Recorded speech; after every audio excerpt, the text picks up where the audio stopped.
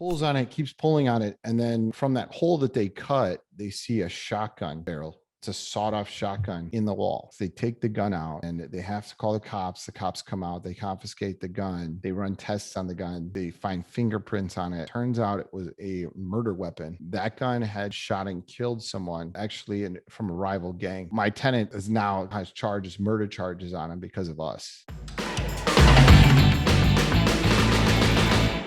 Back by popular demand, I'm going to be sharing with you a few more of my crazy stories from my experience owning D-class properties in the hood. I got a lot of feedback from this last time. People were just really intrigued by it. So we're going to run it back with a couple more. I've got pretty much unlimited stories about things that happened down there that were crazy. And so I'm going to tell you a few notable ones. I'll start out when I first got down to the south side of Chicago. And just to recap, for those of you that didn't hear the first episode, I've owned hundreds of properties on the south and west side of Chicago, which are notoriously some of the worst places you could have. And not just that, I've had a ton of C-class apartments with a lot of stories. But anyways, getting into it, when I first went down to the south side, I didn't really know what to expect. I was like, I'm just going to try to dress and act the part and see if that flies. And we just had purchased portfolio properties, and I had to go check on this 3-flat that we had down there.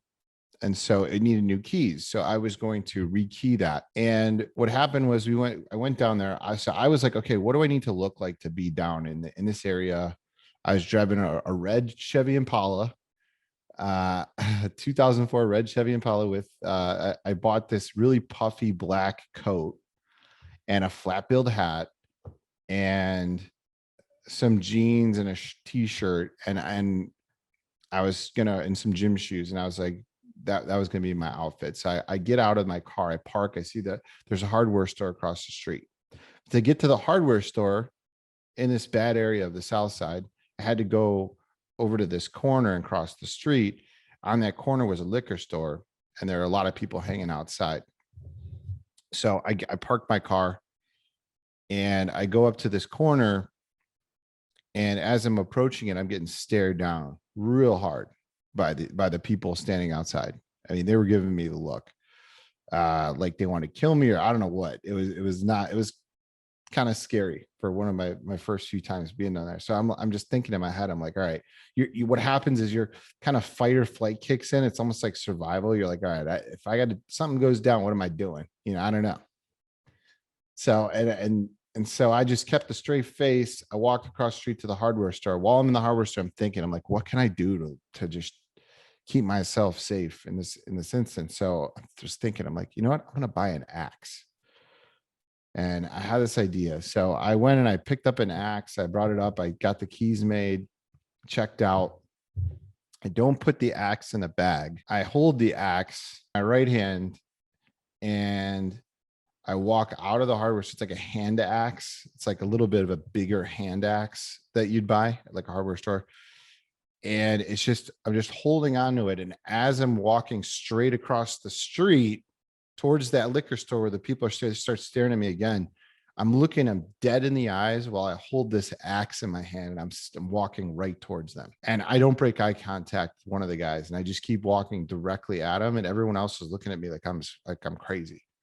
And everyone, and then pretty soon they start breaking eye contact with me and they start stepping back. Now, you can't bring a knife to a gunfight, obviously, but they just thought I was a crazy guy. They're like, who is this crazy person? And so they all kind of backed off. And I just walked to my car, put the axe in, and then drove off. And from then on, you couldn't really have a gun back then. It was tough in Chicago. They didn't really have a good way to do concealed carry. It was just kind of, you had to like put a gun in a case and then have it in your glove. Didn't make a lot of sense. And I didn't really, have a way I was worried about having that. So I just never got one, but I was like, all right, I need something. So that axe was now my weapon that I had on me pretty much at all times. It was kept in the trunk. And if I had to go in and check out a property or do something, I typically would bring that with. Now, obviously you want to be careful. You don't want to insinuate that or kind of induce somebody to react to you. So you had to bring it in. It was like if I'm going to a building by myself or something like that, I'd bring that axe for protection, which is still kind of silly in general because it's not going to work against a gun. But it was something for me, at least, to have, a means of protection in some way. But that's how I acquired it. It stuck with me for years. That was the way that I kind of helped protect myself. So never had to use it, which is a good thing, but it was there. So I'm going to tell you this is a crazy story that happened that, this is just part of the circumstances. Obviously looking back on it, it's not something that I think I agree with, and I wouldn't do today, obviously, but it's something that was a reality back then. And so one of the big realities of working in the South and West Side is that when you own property down there, the copper gets stolen out of your buildings if you leave them vacant. So without protection. So what happens is people will break in, they know it's vacant, they break in, they'll strip all the copper out of the walls. And they do that so that it'll be like, $10,000-$20,000 worth of damage so that they can get $200 to $300 worth of recycling. Or I'm sorry. Yeah. So they would take it over to like the metal plant, and then they would get, whatever, a couple $100 for it. And that was a scam back then that these guys would do that. It's crazy how much work they would go through doing to steal this copper to get a couple $100, and it destroys your whole property. This happened all the time. So one of the properties we had got hit, and they stole the copper, and it was a big thing. And I remember it wasn't enough for us to really claim, but it was just enough for us to pay. We had to come out of pocket. And it was like 15 grand. It's crazy. So we had to repipe this whole place. So I had this contractor down there, and the contractor was a Hispanic guy, and he had a method for doing this. I'm like, listen, I need to rehab this now that this all happened. How are we going to rehab this building? Because I know they'll come back and steal the copper potentially while it's vacant. What are you going to do to protect the money that we're about to spend to rehab this? So he looked at me and he said, listen, man, I have a way. This is what we're going to do. It's like, we're going to rehab this. It needs, a bunch of new stuff. It needs new HVAC and these other things. Rehab this unit. As we're doing it, when we leave, I've got these dogs. I was like, okay, cool. He's like, yeah, these dogs, they don't have any vocal cords. So they had a surgery to cut out their vocal cords so they couldn't bark. So if someone breaks in, this dog will get them and chase them into a bathroom or a closet because they don't bark. And then that person will be stuck there, and then we can call the cops and come get them. I was like, okay, that's really crazy. It's like, but if we got to do what we got to do, I guess, because we need to rehab this, and I don't trust it. So we did it. We put the dog in there, and we actually had somebody break in a window while the dog was there. And I guess he got halfway in the window, and the dog ran up on him, and he fell out the back and then just kept going or something like that. But he didn't make it inside. So the dog stopped it. So it didn't quite work exactly, but I guess it does work like that, where they run. Imagine a guy just being stuck in a bathroom or a closet because this dog's ripping him up. And then the cops get called. So I guess they've done that before. They've caught people. Other ways that we would have security, we have these pepper blasters, like doors, springs. So like if someone would open a door, it would blast them with pepper spray if they tried to break in that way. And also windows. We had these Simply Safe alarms that we would put in. We had one pepper thing blast someone one time. We had these Simply Safe alarms were really good. Those were like one of the better technologies at the time. So you could put them on the windows. That's where a lot of people will come in through the windows to break in. And then you just hear the alarms going off like on like a Saturday night at like 1 a.m. They go really loud, and then they record everything that's going on inside. We caught people that way before, breaking in it, and so it warns them, and then they have to get out, obviously with all the loud noises and stuff like that. So break-ins were just a common occurrence. You had to have a way to combat that. or else your whole property would get destroyed. And that was just, again, it was like a common thing that happened down there. So we had different ways of dealing with that. And then until you actually got the resident in, you're always at risk, because even a couple days, if you let it vacant, they'll just come and rip everything out. Even not just the copper, other things too. They rip out countertops, cabinets. It's wild. It's like the Wild West out there. Life in the South Side and West Side is very cheap. You can get killed over a lawnmower, taking a lawnmower. You like things like that. It's just a weird place to be for that reason. You're like, man, I can't even imagine like losing my life over something silly, that silly. And that's what exists down there. So going along that kind of path, I'm going to tell you about a time where I was forced to do something to save my property and to save my property manager. And I alluded to this property before. There were a lot of stories that happened around this specific property. It's a 50 unit on the south side. We called it Amityville. And it was the property that had just full of drug dealers, prostitutes, and pimps, basically is what it was. This building was just a nightmare to own. And I remember one time there was this maintenance guy that we hired, and he wasn't doing his job well. He was taking off too much. So we fired him. And on the way out, he stole a bunch of stuff, and then he stole our lawnmower. I was trying to be the tough landlord at the time. And I called him up and I'm like, hey, you return that lawnmower right now, or we have an issue. Yeah, that's what I said to him. I'm like, you need to return that. I know you took it. You need to return it. And I'm like, I know you did it. Better be there in tomorrow. Better be back tomorrow, or we have an issue. I hung up the phone. The next day, there was a bunch of people later towards the afternoon on the street corner. And I got a call from my property manager who's working in the office there. And she goes, hey, there's guys here I don't recognize. It's like, I'm from around here. I know these guys don't belong here. I don't know where they came from, but they don't look like they're with anyone I know around here. And this was like a GD block. So this is a Gangsters Disciples block that we were on. And these guys were from some other rival gang that didn't belong. So she was nervous. So she's like, I'm going to call my boyfriend. He's a security officer. He's going to come. He's got a gun. He can carry. He's going to take me out of here tonight. But I'm just letting you know, these guys shouldn't be here.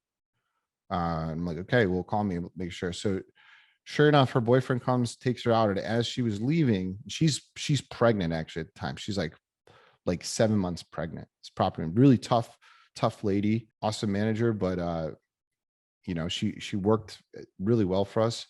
So this guy comes out and, her boyfriend takes her out of the building. As they're doing it, she can see those guys get closer to her, but then they kind of back off when they see this guy's gun. So she calls me in a panic at like 7 p.m. and it's like, hey, those guys came up to me. They saw who I was with and they ended up backing off. But I think we got a big problem. I don't know what this is. I don't know if I had to deal with the maintenance guy we fired or whatever, but this could be an issue. I'm like, okay, yeah, it could be. So let's just see if they're back tomorrow.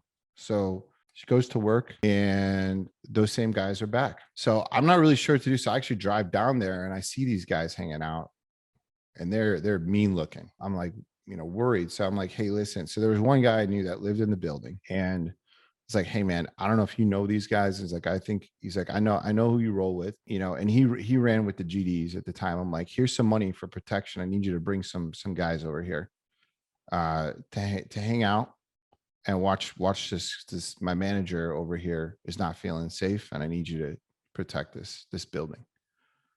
So he did that. He brought his guys over. So I basically paid a member of this gang to bring other gang members over to keep our building protected, because I didn't really know what else to do. This was like street stuff, man. Like I was like, all right, this makes sense business wise to keep her safe, keep things running. Let's see if I can get some protection over here. You're not calling cops to come do this stuff. They don't care about that. They have too many other things going on that actually require their attention, and they're spread thin. You can't just like have cops come help you like that as easily. So I went to the gang and I got help from the gang, and that was it for a minute. So these guys kind of waned off, but then the next day they came back with even more people, and this started to get really scary and dangerous. I don't want to like induce a gang war over here. That would be too much. So what am I going to do? Okay, well, let me call this guy up. Maybe it has something to do with the maintenance guy, and let's see what he has to say. So I call him up and I go, hey man, listen, I don't know what you're doing over here. If you're trying to plot some kind of violence towards my manager or what's going on. But I mean, we got to stop this. This is getting too out of hand. He's like, yeah, you know, he's like, that bitch, she's the one that told on me. I know she ratted me out, like all this, like starts going nuts. And I knew it was him right away. I'm like, okay, it's him. So I call him down. I'm like, hey, listen, buddy, here's what's going to happen. You're going to just forget about this whole thing. Take the lawnmower. I don't care about any of this stuff. I'm not coming after you. She didn't rat you out. I had someone do an inspection on the place and we found it. She had nothing to do with it. So we got to stop this whole thing right now. I'm going to take my guys back. You take your guys back and let's just end it before someone gets hurt. So we calmed down. We hung up. Next day, those guys were gone. I had to pay my guy one more time just for his help. And we moved on with our life. But it was escalating because I made one phone call about a stolen lawnmower.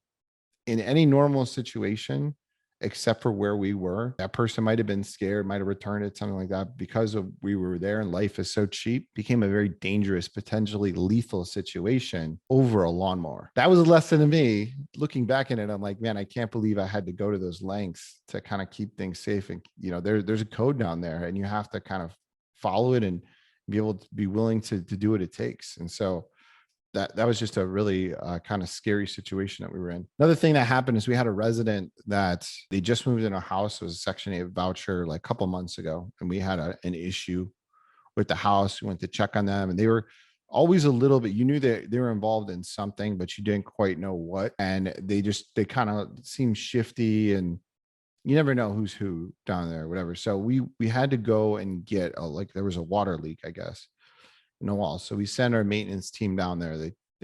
They check on the house. These guys like, oh yeah, come in, check on whatever the water leak. So they have to go, they find where the water leak is, but then they're like, okay, we have to fix another pipe down in the wall to get to it. So they go in the wall and they see something. One of my maintenance guys sees something in the wall. It's like a shoestring and it's tied all the way up to the electrical box. So he goes over to the electrical box, takes the shoestring. It's like tied kind of behind the electrical box, starts pulling on it. And there's like a gap between that and the wall, pulls on it, keeps pulling on it. And then from that hole that they cut, they see a shotgun barrel. It's a sawed-off shotgun in the wall. So they take the gun out and they have to call the cops. The cops come out, they confiscate the gun. They run tests on the gun. They find fingerprints on it. It turns out it was a murder weapon. That gun had shot and killed someone, actually from a rival gang. And so my tenant is now has murder charges on him because of us. And so we're in a precarious position. Luckily, nothing ended up happening to us, but it was just by chance that we found that. The guy got arrested. We had to get a new resident. It was like a whole thing. I remember there was a time when I actually posted that weapon on Facebook and people went nuts. So one of the reasons I'm telling these stories, like, I don't know what it is, but ever since, like when I was doing this stuff, I used to post this stuff, like as things would happen, just random things like this. And people will go nuts in the comments, like, oh my God, like that's so crazy. You know, there's just like this allure to these types of environments. It's so crazy. It's such a bizarre world. And, you know, I was completely comfortable after a couple years being down there. Really after a year, I was completely comfortable because I felt like I had street smarts enough to be there. And I knew that during the day, again, it wasn't really anything to be worried about as much because most people start waking up around 4. You just didn't want to be there at night. It got real scary. So I didn't really stick around that often at night. Except one time that I remember specifically, I was there at night. And so there's two parts, the south side of Chicago and the west side. And the best way I can describe it is I think the south side, generally, it's more dense. It has more, it's more spread out. It has consistent crime throughout. And, you know, it has some cultural things closer to the downtown area, but generally it's kind of all similar as far as its different pockets, and it's much bigger. Then you have the west side. West side's more condensed, and it's like one straight highway that runs east to west that goes directly into the west side. And as you start, the parts that are closer to downtown are like, they're dangerous, but they have more like culture, I guess, like different like shops and cool things there going on. And they have like a botanical garden, stuff like that. So it's like Humboldt Park area.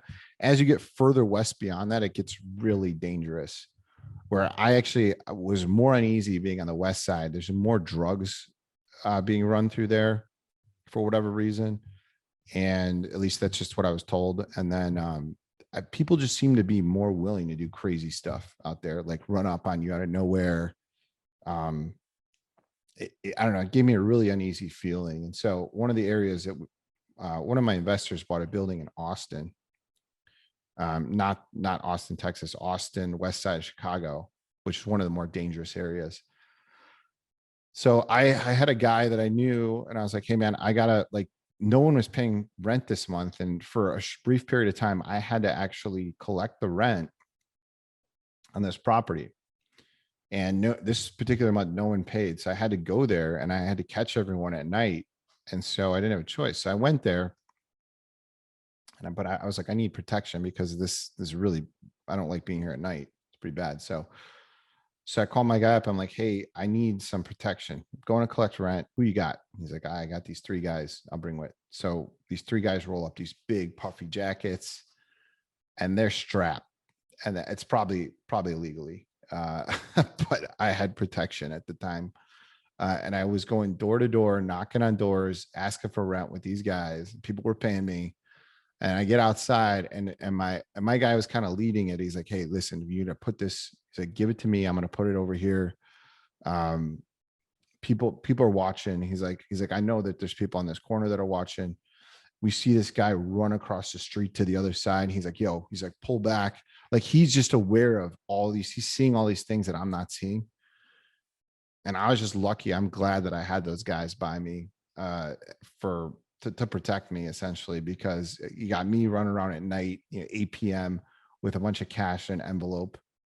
And, if I wasn't with anyone, I could have got rolled up on, got robbed right there. And I was terrified. So that was a really scary place to be at night. I left there and I drove a little ways and then I stopped on the side of the road just to count to make sure I had the right amount of cash. And this cop pulls up right behind me and the cop's like, hey man, rolls down his window. He's like, what are you doing here? Like real, like wasn't nice at all. And I'm like, man, I own a property over there. One of my investors owns one of the properties over there. I'm just here. I was collecting rent and I'm just kind of hanging out, making sure I got what I was supposed to. He's like, you shouldn't be around here. He's like, I would not be here right now. He's like, you need to leave. So I got up, I took his advice and I just drove. Like the battle that those guys have to go through, it's literally like a war. Like they're dealing with, I mean, just imagine like the purge, like people just shooting guns at night, all night, every night. They have calls nonstop. They can't keep up with them. It's real out there. I mean, you've got gangs on every corner. They're close by. Gangs from one rival gang across the street. Murders happening consistently. You guys probably heard of O Block before. It's O Block is kind of like this famous block. It's actually an apartment complex that a lot of famous rappers came from, like Chief Keef, Lil Durk, like those guys all came. There's probably like 8 of them that came from this one apartment complex in Chicago. And because they rap about it, it gets a lot of, it's become famous. It's like this famous, they actually just got bought, which is crazy. I mean, that an apartment complex could get that famous for, because of the rappers. But I had a property that was only 3 blocks away from that one in the South Side. And that's like pretty famous. That one, you can look it up, just Google O Block. King Von, he was pretty famous and he actually got killed. That was, I would drive by that place. And when I started hearing it, like going around everywhere, I'm like, man, what a crazy phenomenon that's like a thing. But they have 60, it's crazy as this, like 64th and 65th are all like on the same team, and then you go across the street and it's 63rd is literally on the kitty corner to it. They are fighting with those guys over there all the time. So there's gang wars about that stuff.